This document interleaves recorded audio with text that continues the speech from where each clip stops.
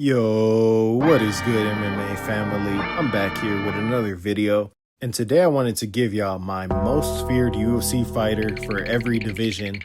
And when it comes to putting together this list, I didn't really want to go with any champions, because for the most part, I feel like anybody in the division would be willing to fight the champion, even if they technically are the most feared, just to get a chance of cracking the belt and getting the belt, they'd probably be willing to fight them. So even if they technically are the most feared, I kind of wanted to steer away from those and go for somebody who is kind of being ducked throughout the rankings at the moment. So yeah, that's for the most part all I put into when deciding who I thought was the most feared in every division. So yeah, let's get right into it. I'm gonna start off with the flyweight division, and in this division there's a few kind of options that you kind of win with. Maybe somebody like Josh Van is up there, even though he's coming off of a loss. I'd say Tatsuro Taira, because if you don't got the jiu-jitsu to hang with him, he will sub you. Or even Pantoja is there for some people, but the guy I decided to go with is Manel Kape, and I feel like this was a pretty no-brainer type of pick. With him having, I believe, 4 finishes in a row at that division, at flyweight, you do not see that too often. So he's for sure on a historic run at the moment. He's also roided up, he's the last gyno bender. And yeah, he just has that crazy power putting these guys out who've never been put out before cold like that. So I think for sure a lot of guys in the division are not really signing up to fight Manel Kape at the moment. So yeah, for the flyweight division, I'm going to go Manel Kape. Next up, we're going to have the bantamweight division, which could have, a few guys here and there that you might want to give shouts to. The champion Petr Yan has a punishing style, but I was steering away from champs. Maybe Merab, because you don't got the cardio to keep up with him. Sugar Sean, because he has the striking to put you out cold.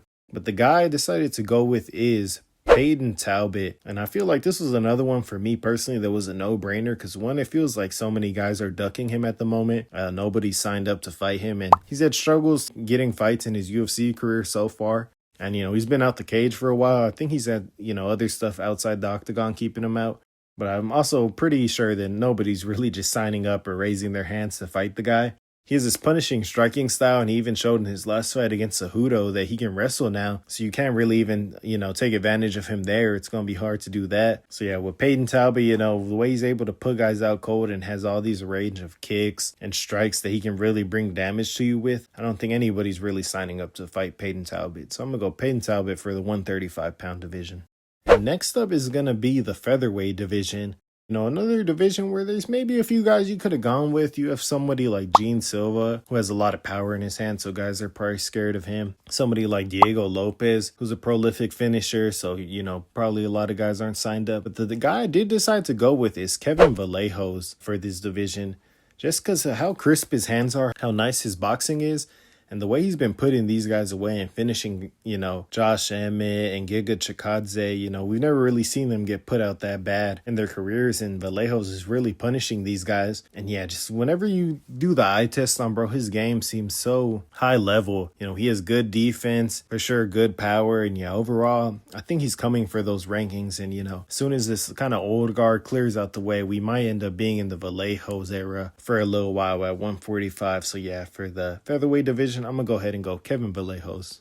Next up, we're going to have the lightweight division, who, historically has been a division filled with killers throughout its whole history. There's always some different killers coming up. Even at the moment, you got guys like Charles Oliveira, Waylon Salkill just got a dub, Arman Sarukian, Paddy Pimlet. So, you got a lot of guys who are really good in different areas of the game. But the one I had to go with for lightweight is going to be Ilia Topuria. And yeah, this was a no-brainer for me personally. He just lost the belt in a pretty back-and-forth war with Gagey, where he did get his eyes, bloodied up and blown out to where he couldn't see, which was fucking crazy to see live. But yeah, overall with Ilya, we saw those body punches he landed on Gagey.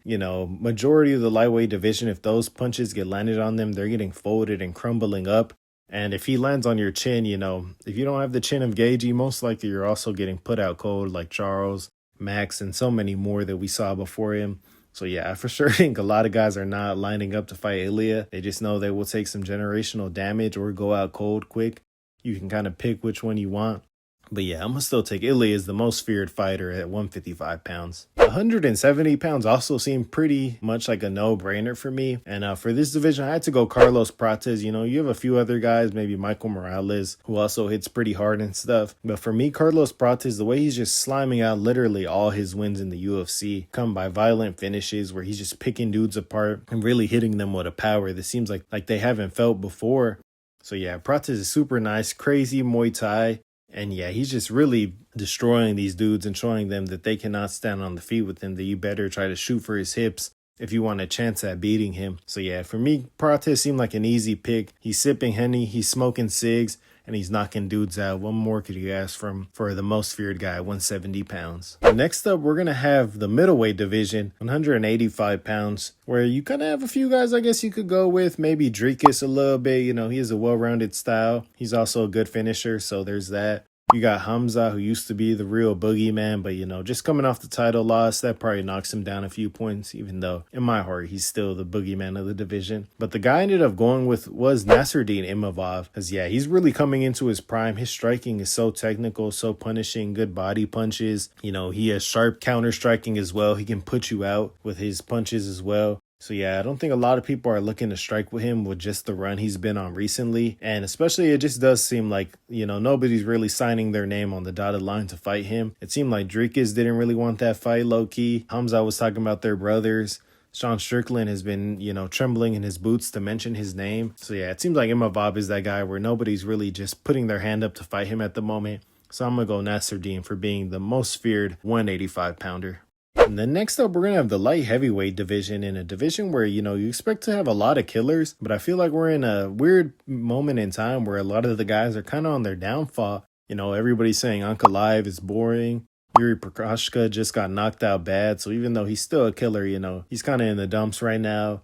Roundtree his ass. So, you know, there's just not really much going on at light heavyweight. But the guy I'm going with is going to be Navajo Sterling, which a lot of guys probably would just say, like, who the fuck is bro? And yeah, he's not frightening at all. But even though he doesn't have a lot of buzz in his name, and, you know, just by looking at him, he doesn't look like the most frightening. He's hella well-rounded. We just saw him punish Jan Blachowicz and put him away, and nobody's really been able to do recently. You know, and a lot of really good guys have tried and just gone to the books with him in close fights, and Navajo just got him up out of there like he was just chump change. It was a really crazy performance to watch live. And yeah, Navajo's really well-rounded, hella big for that light heavyweight class. It looks like his time is coming soon. And yeah, I think he has to be the most feared. I don't think nobody's really going to be signing up to fight him.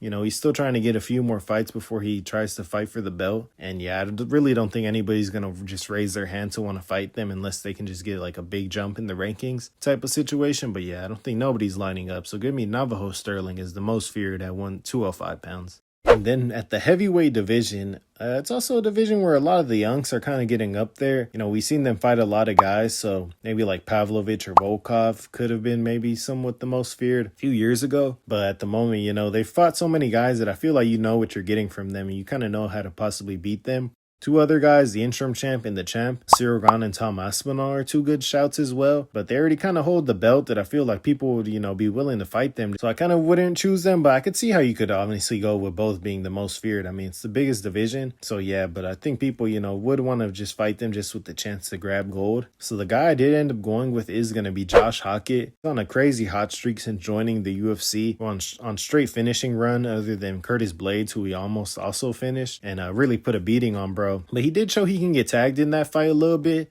But just with the way he has good striking, hella volume, good cardio, and then his wrestling is pretty elite as well. I think nobody really is going to be just lining up to want to fight, bruh. Yeah, they know most likely they're going to get slept and it's not going to be a good night, good next few days in general if you're getting slept by bro. You know, he does seem to bring some good damage to guys. So, yeah, I think Josh Hokit at the moment is the guy that most people aren't trying to fight unless they're going to get a fat paycheck. But, yeah, just off his style, being able to mix it up, especially at the heavyweight class where most guys are just striking and he can wrestle. Most guys aren't going to want to wrestle with him. And I think Josh Hokit has to be my pick for the heavyweight division at the moment. But yeah, boys, that's going to be my list of the most feared UFC fighter for every division. Let me know, did you think I got it right with my picks, or were there any where you thought I got it wrong and you'd have somebody else, you know? Drop me a comment down below of who you would have gone with for every division. I appreciate you boys watching this video. Don't forget to drop a like, leave a comment, and hit that subscribe button so you don't miss out on future content. And I'm going to see you boys soon. Peace.